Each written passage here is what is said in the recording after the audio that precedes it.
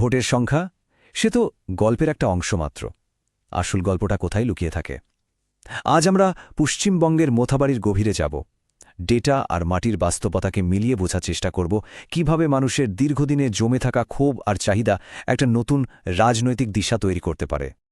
প্রশ্নটা শুধু একটা নির্বাচন জেতা নিয়ে নয়, একদমই নয়। আসল চ্যালেঞ্জটা হলো এমন একটা শাসন ব্যবস্থা তৈরি করা যা মানুষের জীবনকে সত্যি সত্যি উন্নত করতে পারে।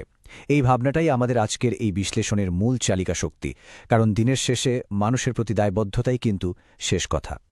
কোনো জায়গাকে বুঝতে হলে আগে তার মাটিকে চিনতে হয়। দেখুন, এটা হলো মোথাবাড়ি, উত্তরবঙ্গের মালদা জেলায়। এই ভৌগোলিক অবস্থানটা খুব জরুরি, কারণ এখানকার মানুষের জীবনের অনেক ভালোমন্দ, অনেক সমস্যা এর ভূগোলের সাথে, বিশেষ করে নদীগুলোর সাথে ওতপ্রোতভাবে জড়িয়ে আছে। তো চলুন প্রথমে আমরা এখানকার মানুষ আর মাটির স্পন্দনটা বোঝার চেষ্টা করি, কারণ মানুষের রোজকার জীবনের লড়াই আর তাদের চারপাশের অবস্থাকে না জানলে রাজনীতির জটিল অঙ্কটা বোঝা প্রায় অসম্ভব। গঙ্গা একদিকে আশীর্বাদ, অন্যদিকে এখানটার মানুষের জীবনের সবথেকে বড় অভিশাপ। এটা শুধু একটা প্রাকৃতিক দুর্যোগ নয়, এটা একটা বার্ষিক যন্ত্রণা যা হাজার হাজার মানুষের ঘরবাড়ি, চাষের জমি সব কেড়ে নেয়। এই ভাঙন শুধু মাটি ভাঙে না, মানুষের ভরসা, ভবিষ্যৎ সবকিছু ভেঙে দিয়ে যায়। এখানকার সামাজিক বিন্যাসটা যদি দেখেন, বেশ ইন্টারেস্টিং। মানে রাজনীতির অঙ্কটা অনেকটাই এর উপর নির্ভর করে। কালিয়াচক ২ ব্লকের জনসংখ্যার প্রায় ২/৩ মুসলিম আর বাকি ১/৩ হিন্দু, যার মধ্যে এসসি, ওবিসি সম্প্রদায়ের মানুষও আছেন। এই যে মিশ্রণ, এটাই এখানকার রাজনৈতিক আনুগত্যের একটা বড় ভিত্তি তৈরি করে। আর এই সংখ্যাটা দেখুন, ৩৯%। ভাবা যায়? মালদা জেলার গ্রামের প্রায় এতগুলো পরিবার দারিদ্র্য সীমার নিচে বাস করে। এই চরম দারিদ্র্য এটা একটা খুব বিপজ্জনক পরিস্থিতি তৈরি করে, যেখানে মানুষের অসহায়তার সুযোগ নিয়ে দুর্নীতি বাসা বাঁধে। আমাদের মনে রাখতে হবে, সংবিধান কিন্তু প্রত্যেক নাগরিককে একটা মর্যাদাপূর্ণ জীবনের অধিকার দিয়েছে।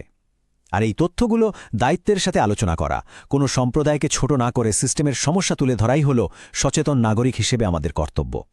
আচ্ছা, তো মাটির কথা তো হলো, এবার চলুন একটু সংখ্যা নিয়ে কথা বলা যাক।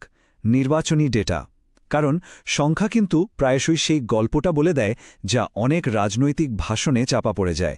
চলুন সেই সংখ্যাগুলোকে একটু বিশ্লেষণ করা যাক। ২০২১ সালের বিধানসভা ভোটের রেজাল্টটা দেখুন। একদিকে ক্ষমতাসীন প্রার্থী, আরেকদিকে বিরোধী প্রার্থী। ভোটের ব্যবধানটা বেশ বড়, তাই না?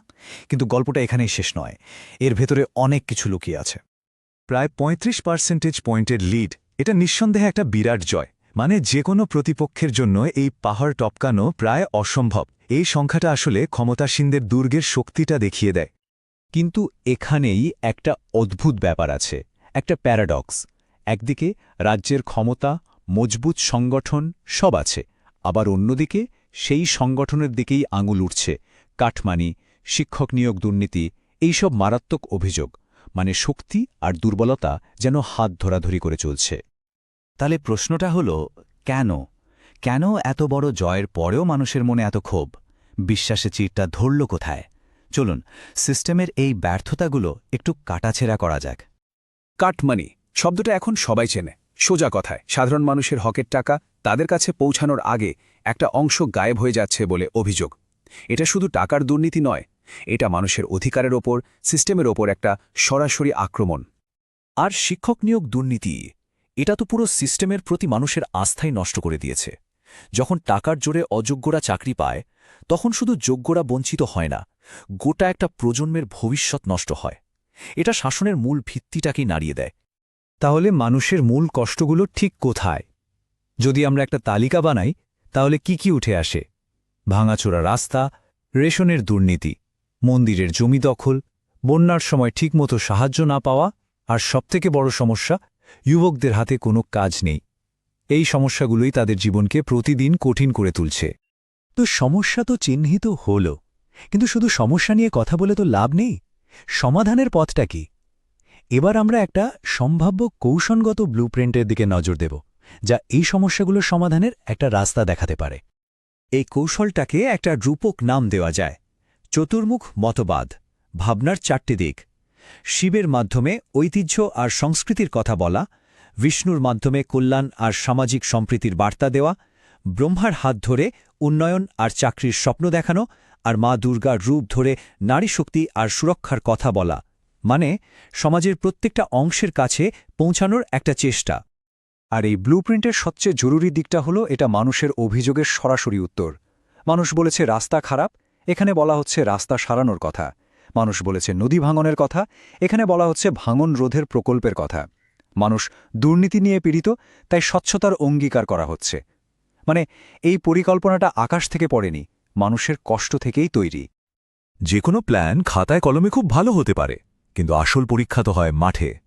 তো এই ভাবনাগুলোকে কাজে পরিণত করা যাবে কিভাবে? কোথা থেকে আমরা শিখতে পারি? এক্ষেত্রে আমরা পাশের রাজ্যগুলো থেকে শিখতে পারি। যেমন ত্রিপুরাতে বুথ স্তরের সংগঠন যেভাবে কাজ করেছে, বা আসামে যেভাবে স্থানীয় বনাম বহিরাগত এই ভাবনাটাকে কাজে লাগানো হয়েছে। প্রমাণিত কৌশলকে নিজের এলাকার মতো করে ব্যবহার করা। আর মানুষের কাছে যাওয়ার সময়, তাদের মতামত নেওয়ার সময় তাদের ব্যক্তিগত তথ্যের গোপনীয়তা রক্ষা করাটা খুব জরুরি। ভারতের নতুন ডেটা সুরক্ষা আইনও কিন্তু এই সম্মতির ওপর খুব জোর দেয়। মানুষের বিশ্বাস অর্জন করতে গেলে তাদের মর্যাদাকে সম্মান করতেই হবে।